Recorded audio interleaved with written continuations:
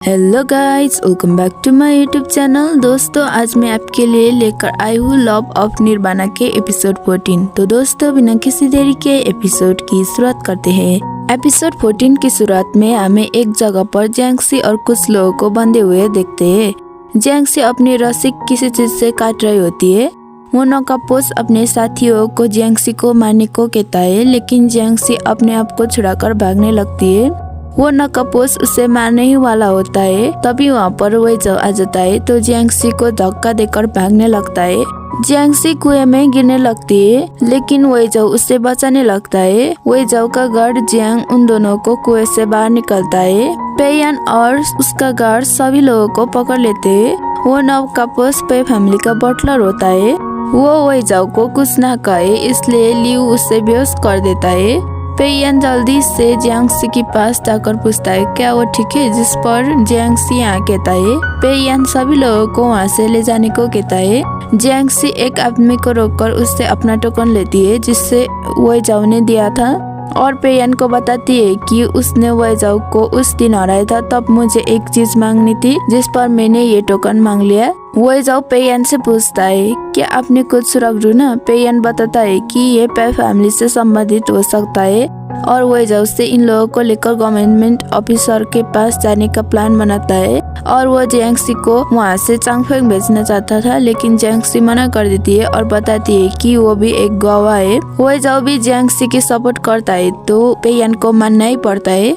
उसके बाद हमें सभी लोगों को गवर्नर के पास दिखाया जाता है। वेइझाओ गवर्नर जेन वेन से सभी मामलों के बारे में पूछते हैं, तो वो सारी गलती हथियार बनाने वाले पर लगा देते हैं।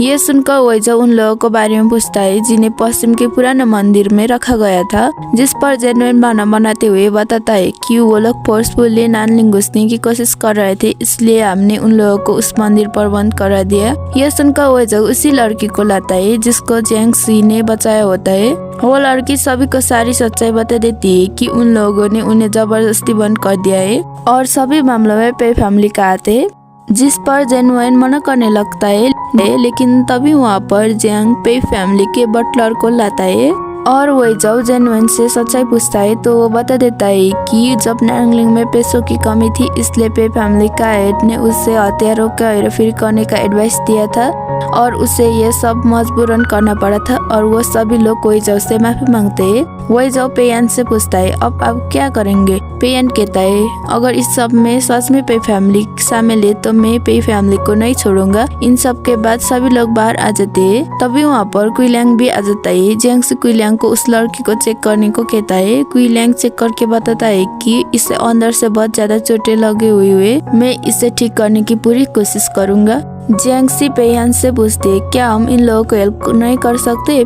पेयान कुछ कहने ही वाला था, तभी वहाँ पर एनचेंग आकर पेयान के कान में बता देता है कि उसे पे जिफेंग ने बुलाया है। यह सुनकर पेयान जियांगसी को उस लड़की को अपने साथ ले जाने को कहता है, और वेइझाओ से मैं इस बारे में आपको 3 दिनों में उत्तर दूंगा कहकर कुइलियांग को जियांगसी को चांगफेंग स्ट्रीट ले जाने को कहकर वहाँ से चला जाता है। लेकिन वो लड़की चल नहीं पाती, तो जियांगसी उसे कंधे में उठाने जा रही होती है, लेकिन वेइझाओ उसे रोककर अपने आदमी को उसे उठाने को कहता है, और वो लोग वहाँ से चले जाते हैं। उसके बाद हमें पेयान और एनचेंग को कैरेज में देखते हैं। पेयान एनचेंग को जियांगसी ने बताया हुआ लोगों को हेल्प करने को कहता है। एनचेंग कहता है लेकिन आप पे फैमिली से कैसे निपटेंगे। पेयान कहता है उन लोगों ने गलतियाँ की तो उन्हें बचाकर कोई फायदा नहीं, और उसे कुछ अच्छा शराब लाने को कहता है। उसके बाद हमें पे फैमिली के सभी मेंबर को बैठे हुए देखते हैं। तभी वहाँ पर पेयान आ जाता है और सभी लोगों से माफी के तौर पर ड्रिंक करवाता है। दूसरी तरफ जियांगसी को उस लड़की को केयर करते हुए दिखाया जाता है। कुइलियांग वहाँ पर हर्ब का नाम लिख रहा होता है। वो जियांगसी को कहता है ये हर्ब कॉल आ जाएगा तो मैं इससे एंटीडोट बना सकता हूँ, और मैं उन सभी लोगों को हेल्प करने की पूरी कोशिश करूंगा। जियांगसी पूछती है क्या आप मुझे भी उन लोगों को हेल्प करने के लिए ले जा सकते हैं, जिस पर कुइलियांग भी मान जाता है। उसके बाद वेइझाओ को दिखाया जाता है। तभी वहाँ पर जियांगसी आ जाती है। वेइझाओ कहता है तुम यहाँ पर आधी रात में क्या मेरे बॉडी देखने आए हो।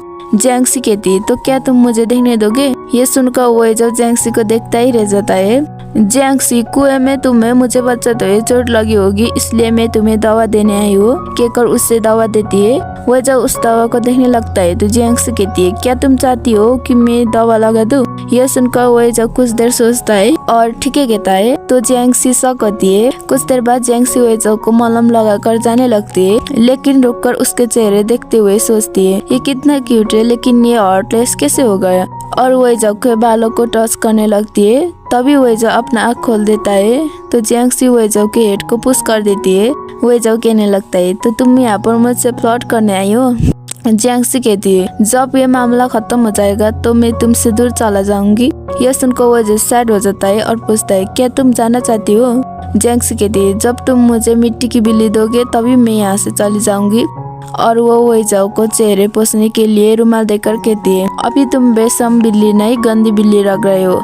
तो अपना चेहरा साफ करने लगता है। ये देखकर जियांगसी स्माइल करते हुए कहती है, मैंने कभी नहीं सोचा था कि तुम इतना विनम्र होगे। और पूछती है, पश्चिम के मंदिर में मिले हुए लोगों का क्या होगा? वही जब बता देता है कि वो लोग सिर्फ एक मोर है। ये सुनकर जियांगसी सैड होती है। वही जब उससे सैड देखता है तो पूछता है, क्या तुम सैड इसलिए हो क्योंकि पेयन उन लोगों का हेल्प नहीं कर रहा है? जिस पर जियांगसी मना करके वहाँ से जाने लगती है। उसके बाद हमें पेयन और सभी लोगों को ड्रिंक करते हुए दिखाया जाता है। पेयन पेई जिफेंग को सभी चीजों के लिए थैंक यू कहता है और शराब पीकर ड्रंक होने का नाटक करते हुए पेई जिफेंग को बता देता है कि किंग चैंगफंगार को पेई फैमिली को किसी और मेंबर को देना चाहते हैं। ये सुनकर पेई जिफेंग सोच में पड़ जाता है।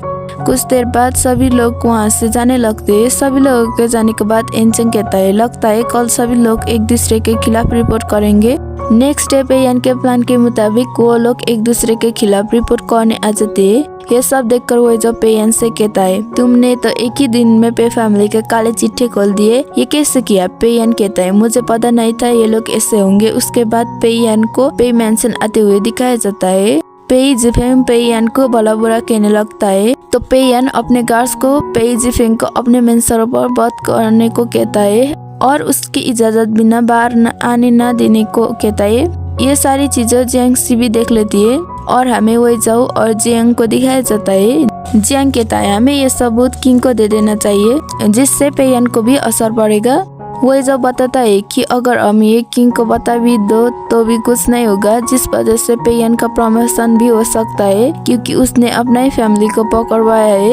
ये सुनकर जियांग कहता है, ये पेयन कितना शातिर है। वेजो कहता है, मुझे लगता है मामला कुछ और है। और इसके साथ ही एपिसोड 14 यहीं पर ही खत्म हो जाता है। अगर आपको पसंद आए तो लाइक कमेंट शेयर सब्सक्राइब करना मत भूलिएगा। मिलते हैं नेक्स्ट वीडियो में, तब तक के लिए बाय बाय, टेक केयर।